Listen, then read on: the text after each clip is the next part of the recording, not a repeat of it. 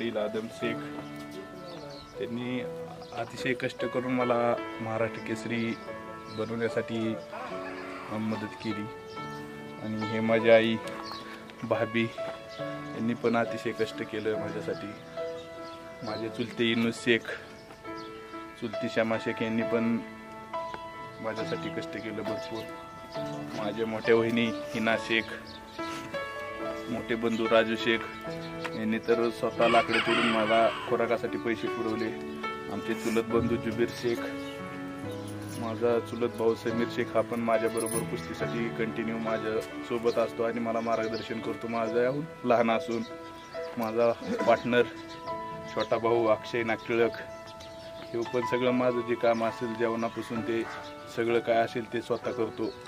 आणि माझा मित्र ऋषिकेश पुण्याहून माझ्यासाठी पाहिजे तिकडे येतो. हे भावाचे 2 मुलं अभिषेक आलबक्ष आणि आमन हे पण मी महाराष्ट्र केसरी झाल्यापासून जास्तच खुश आहेत जरा. हे आमच्या गावचे सरपंच बळीराम शिंदे, आमचे शेजारी अरुण कोकाटे, कल्याण शिंदे वस्तात, हो माझे वस्तात कल्याण शिंदे, भास्कर सुरवशी, बाळू शिंदे, संपतसू, सतीश शिंदे, सर्व गावकरी माझ्यावर प्रेम करणारे सर्वांची उपस्थित राहिल्याबद्दल मी त्यांचे खूप आभारी आहे. आज माझ्यासोबत करमाळा तालुक्याचं ज्यानं नाव रोशन केलं असा बाला रफिक शेख म्हणजे महाराष्ट्र केसरी हा माझ्यासोबत आहे.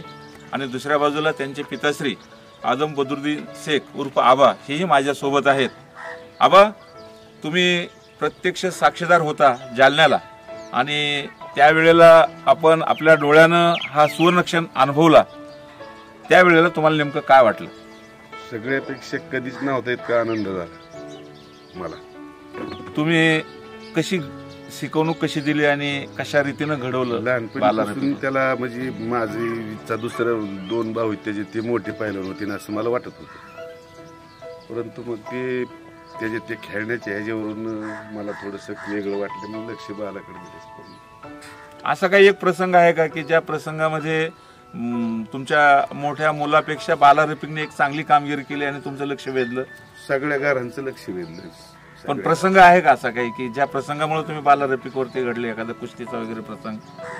कुस्तीचं तसं त्याचं प्रसंग असे आहेत की तो कधी त्याचे कुस्ती खेळताना त्याला असं भीती त्याच्या मनात कसलीच नसते. त्याच्यामुळे मी लक्ष फोकस त्याच्याकडे केला नाही दुसऱ्या न करता. आता त्याचे भाऊ थोरले 2 असताना ती मला वाटायचं मोठे होतील, परंतु ज्यावेळेस फोकस केला त्याच्याकडे त्यावेळेस मला तसं जाणवलं. आता आपण बाला रफिकच्या आई ज्यांना आपण सर्व भाभी म्हणून ओळखतो त्या भाभींसमोर आलेल्या भाभी, ज्यावेळेस बाला रफिक महाराष्ट्र केसरी झाला ही बातमी तुम्हाला घरी बसून कळाली? तुम्ही पण तिथं होता? मग तुम्हाला काय वाटलं त्यावेळेला, त्या क्षणाला कसं वाटलं? बरं वाटलं, असं आनंद वाटलं की तुम्ही जी मेहनत घेतली, कष्ट घेतले, त्याचं दुआ करीत होते मी की माझा मुलगा महाराष्ट्र केसरी व्हावा आणि तुमचा दुआ अल्लाने मान्य केला आणि बाला रफिक महाराष्ट्र केसरी झाला. आता बाला रफिकच्या संदर्भामध्ये तुम्ही विशेष कसं लक्ष दिलं किंवा त्याला कशा रीतीने घडवण्याचा प्रयत्न केला तुम्ही आई म्हणून? काय नाही, मी खाऊ पिऊ घातलं, माझा मुलगा मोठा होईल म्हणलं. माझ्या मनात काय नव्हतं की पहिला व्हावा माझा. आता तुम्ही ज्यावेळेस महाराष्ट्र केसरी बाला रफिक झाल्यानंतर गावाकडे आला त्यावेळेस कसं वाटलं तुम्हाला? गावातल्या लोकांची कशी प्रतिक्रिया मिळाली? सगळ्याच आनंद वाटलं, सगळ्यांना खुशी होती. म्हणजे गावातल्या माणसांना, गाव आणि तालुक्यामध्ये जात धर्म आणि पंथ या भेदापेक्षा सुद्धा एक आपला माणूस महाराष्ट्र केसरी झाला हा आनंद तुम्हाला इथं अनुभवायला मिळाला. बाला रफिकचे ज्येष्ठ बंधू राजू भैया हे माझ्या समोर आहेत. राजू भैया, बाला रफिक महाराष्ट्र केसरी झाला, काय वाटलं आपल्याला? बाला रफिक महाराष्ट्र केसरी झाला म्हणजे जास्त आनंद झाला, म्हणजे इतका आनंद कधी झालाही नव्हता. आणि माझा लहान बंधू महाराष्ट्र केसरी झाल्यामुळे मी बहुत म्हणजे जास्त खुश होतो.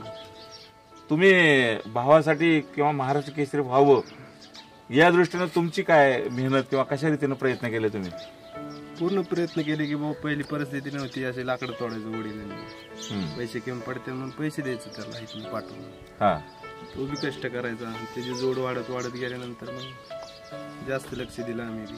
तुम्ही किती जण भाऊ? तिघेच नाही.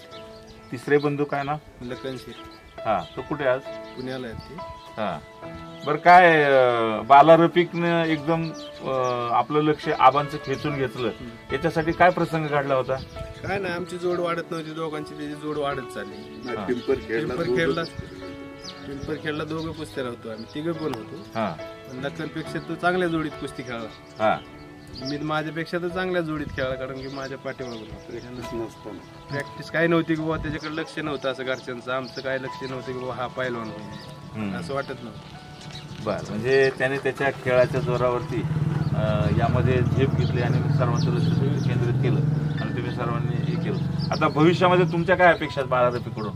काय ना, हिंद केसरी झाला एवढी अपेक्षा. वा, बाला रफिक हे तुमचे दीर लागतात, तुमचे पण दीर लागतात छोटे दीर आणि तुमचे पुतण्या.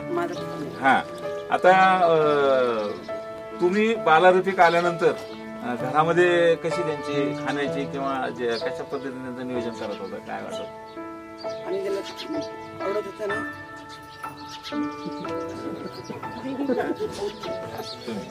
त्यांना जे आवडत होतं ते बनवायचं. नेमकं काय आवडतं बाला रफिक? त्यांना फ्राय आवडत. तुम्ही बनवून देता? हो. तुम्हाला कसं वाटलं आपला दीर महाराष्ट्र केसरी झाला? काय आनंद वाटला तुम्हाला? कसा आनंद? खूप आनंद झाला आम्हाला. आम्ही जालन्याला पण गेलतो पाहायला. अच्छा, तुम्हाला काय वाटलं, कसं वाटलं तुम्हाला हे सगळे? आमचे बालाभाईजान महाराष्ट्र केसरी झाल्याबद्दल आम्हाला खूप आनंद झाला. त्यांनी खूप मेहनत करून आणि खूप जिद्दीने गरीब परिस्थिती असताना देखील खूप मोठा पल्ला गाठला. याचा एक आदर्श निर्माण करून दिलाय गावापुढं. आम्हाला खूप आनंद आहे आणि सांगताना अश्रू आवरत नाही, कारण की खूपच गरीब परिस्थितीतून ते मोठे झालेले. वा, ते पण आमच्या चाचीला पण म्हणजे डोळ्यात पाणी आलंय, भावनिक झालेले आहे, पण आनंदाचे अश्रू आहेत ते. हा माझा पुतण्या आहे बाला रफिक शेख आणि हा माझा मुलगा समीर शेख आहे. यांचं महाराष्ट्र केसरी झाल्यामुळं एवढं म्हणजे आम्ही एवढं खुश आहेत की सगळं घरदार म्हणजे सगळं आम्ही तिथं होतो, एवढं खुश आहेत, भरपूर आम्ही त्यात खुश आहेत. हे आमच्या गावचे विद्यमान सरपंच बळीराम शिंदे. सरपंच, आपण या गावचे प्रथम नागरिक आहात, सरपंच आहात आणि आपल्या गावचं भूषण, करमाळा तालुक्याचं भूषण बाला रफिक हे महाराष्ट्र केसरी झाले. काय वाटलं सरपंच म्हणून तुम्हाला? गावाची शेण, गावात आनंद वाटला. गावचा वर्ग महाराष्ट्र केसरी झाला. गावाने या दृष्टीनं काय सत्काराचं नियोजन कसं केलं किंवा काय करणार आहात तुम्ही? कसं 26 तारखेला सत्काराचं नियोजन करा. हो. 26/2 हे वस्ताद आमच्या खडकीचे वस्ताद कल्याण शिंदे यांचं मला सतत मार्गदर्शन केलं, त्याच्यामुळे मी आज महाराष्ट्र केसरी झालो. हे बाला रफिकचे चुलत बंधू जुबेर शेख. जुबेर भैया, बाला रफिक महाराष्ट्र केसरी झाला ही बातमी जेव्हा तुमच्या समोर आली तेव्हा काय वाटलं तुम्हाला? मी स्वतः जालन्यामध्ये गेलतो बालाभाऊ फायनलला आल्यानंतर. असं वाटलं की म्हणजे आता म्हणजे असं आनंदच म्हणजे असं हे होत नव्हतं, असं इतकं म्हणजे आनंद झाला की काय म्हणजे ते व्यक्तच करू शकत नाही, इतका आनंद झाला. कारण इच्छा होती महाराष्ट्र केसरी, कारण की आमच्या सगळ्यात मोठा पैलवान म्हणजे बालरफी आमच्या घरात आता सध्याला, आणि त्याकडून एवढी अपेक्षा होती, कारण त्या लेवलचा होता, त्यामुळे लय अपेक्षा होती आमची महाराष्ट्र केसरी व्हावं. आता यासाठी तुम्ही सर्वांनी काय, सर्व परिवाराने कशी मेहनत घेतली, काय केलं तुम्ही? लय बालाभाऊसाठी म्हणजे असं सगळ्यांनीच म्हणजे सगळे दुवा करायचे, सगळे म्हणजे सगळं ते आल्यानंतर सगळं त्याचं खाणं पिणं हे सगळे बघायचे, सगळं एकदम असं सगळेच असं म्हणजे एकदम हे करायचे की बालाबाबा मोठा पैलवान असल्यामुळे सगळे त्याच्यामुळे आता आमच्या पूर्ण घरामध्ये बालरफी जो बोलन ते सगळे ऐकतात, म्हणजे जो ते म्हणेन ते सगळं आम्ही ऐकतो आणि त्याला म्हणजे एकदम सपोर्ट सगळ्याचा आहे आमचा. आता पुढे आपल्या सर्वांचंच हिंद केसरीचं स्वप्न आहे, कशी आपण साथ द्याल किंवा कशा रीतीने आपलं त्यातमध्ये दातृत्व राहील? नाही, हिंद केसरी होण्यासाठी म्हणजे आम्ही म्हणजे प्रॅक्टिस घेण्यासाठी आमचे मोठे चुलते आदम शेख यांना आम्ही तिथं प्रॅक्टिस घेण्यासाठी म्हणजे आम्ही तिथं 2-4 महिने त्यांना तिथं पाठवू की प्रॅक्टिस चांगली व्हावं म्हणून आणि बाला हिंद केसरी व्हावं म्हणून. आम्ही म्हणजे बालारफी शेख, लखन शेख, राजू शेख, जुबेर शेख, समीर शेख, माझा मोठा बंधू मुसा शेख, आम्ही 5-6 जण आहेत. मला म्हणायचं काय की आज जे आम्ही आहेत ना सगळे आमचे म्हणजे मोठे चुलते आदम शेख ह्यांच्यामुळे आहेत. जरी आम्हाला म्हणजे समजा मी चुलत भाऊ असून मला आईवडिलांना खाया पियाला जरी घातलं असलं तर माझं सगळं श्रेय म्हणजे मी मोठ्या चुलत्याला देतो. मी आज जे आहे ते सगळे त्यांच्यामुळे, आणि माझे सगळे ही जे आम्ही 5-6 जण भाऊ आहेत पैलवान ते सगळं आश्चर्य सगळं त्यांचं आहे आम्हाला. हा, धन्यवाद.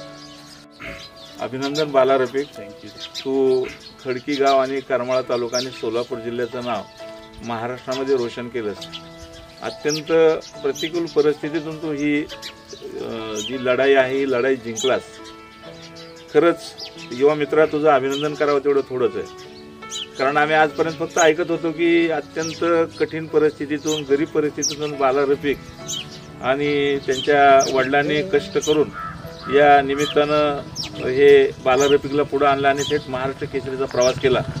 इथं आल्यानंतर प्रत्यक्षात लक्षात आलं की खरंच किती प्रतिकूल परिस्थितीतून तुझा हा असणारा मार्ग झालेला आहे. तुझं शिक्षण किती झालं आणि कुठं झालं?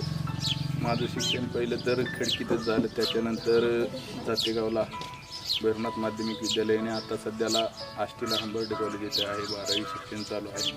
अच्छा, म्हणजे ग्रामीण भागातूनच तू हे शिक्षण घेत होता. तुझ्या कुस्तीचा प्रवास 2010ला सुरू झाला असं आम्ही ऐकतोय. नेमकं 2010ला काय घडलं आणि त्यावेळी कुठल्या वर्गात होता? 2010ला मी 9वीत होतो.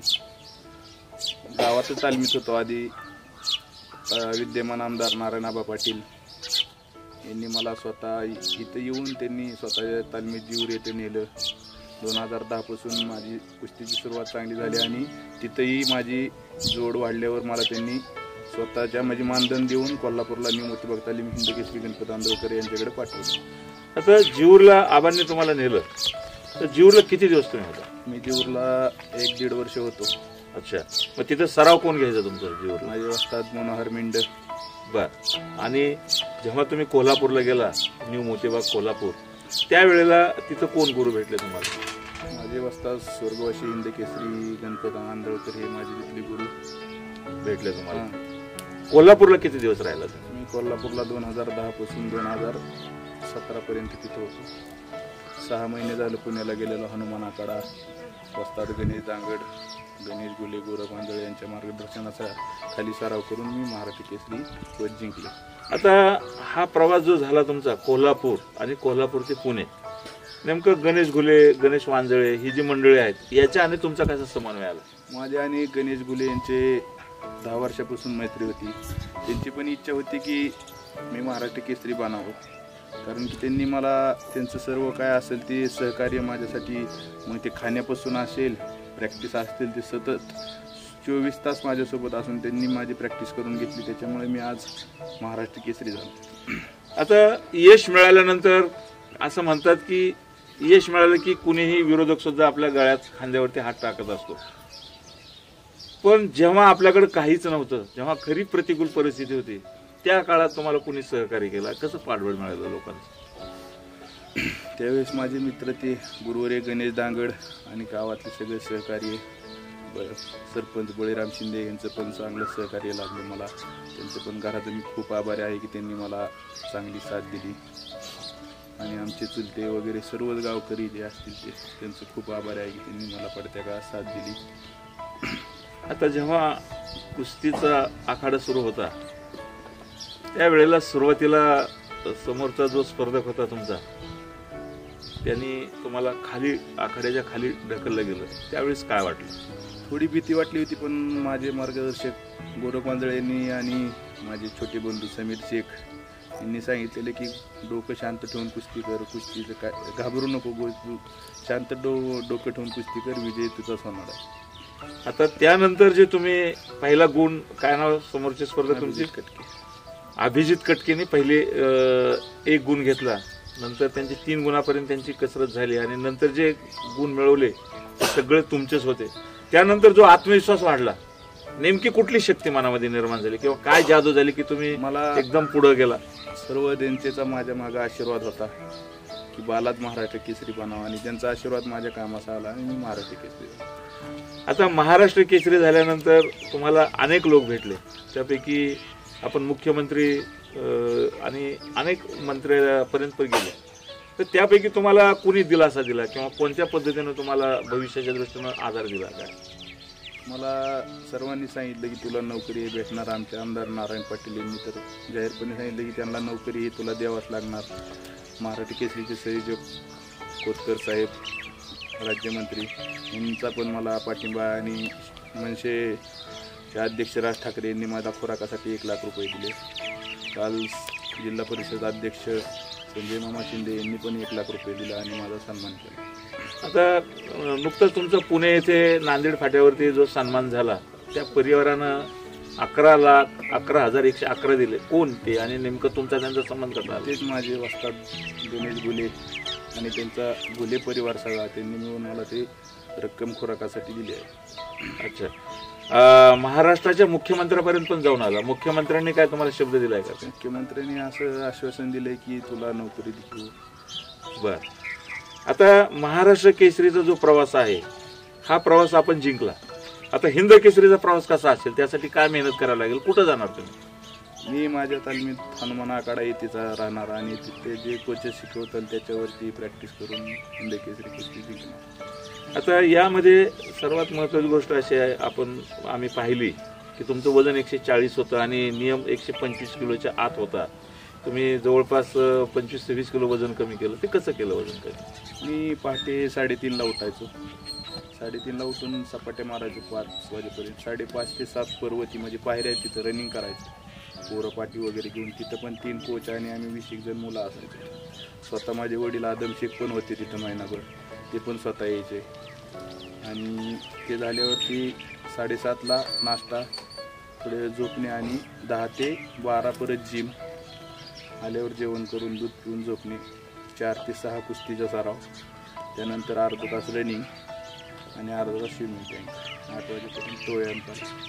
या सर्व धावपळीमध्ये किंवा एवढ्या मोठ्या यशानंतर तुम्हाला गावाची कधी आठवण येते? गावातल्या काही घटना आठवतात का?